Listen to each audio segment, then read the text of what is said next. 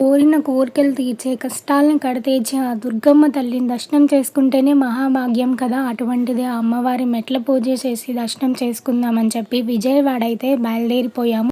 Early morning అమ్మవారి టెంపుల్‌కి బయలుదేరిపోయాము. కృష్ణా నది ఫ్లోటింగ్ ఎక్కువ ఉండటం వల్ల నదిలోకైతే దిగనివ్వట్లేదు. వాటర్ ఫాల్స్ నుంచి కొంచెం వాటర్ చల్లుకొని అమ్మవారి దర్శనంకైతే బయలుదేరాము. కృష్ణా నది చూడటానికి చాలా బాగుంది ఎక్కువ వాటర్‌తో.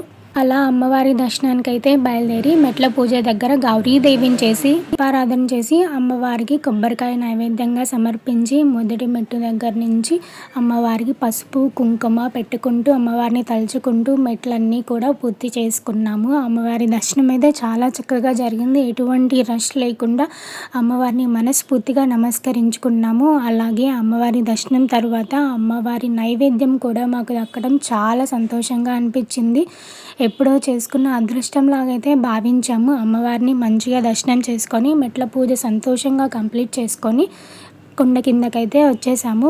వచ్చిన ప్రతి ఒక్క భక్తులకి కూడా ఎటువంటి ఇబ్బంది కలగకుండా 10:30 నుంచి అన్నప్రసాద వితరణ అయితే జరుగుతుంది. అక్కడే అన్నదానం చేస్తారు. ఎవరైనా వెళ్ళినా సరే అన్నప్రసాదం స్వీకరించి వచ్చేయండి.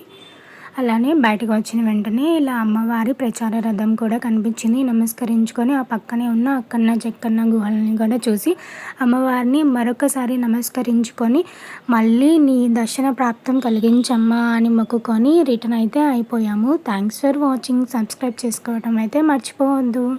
కొత్త సంవత్సరంలో ఆ దుర్గమ్మ ఆశీస్సులు అందరిపై ఉండాలని కోరుకుంటున్నా. Thanks for watching.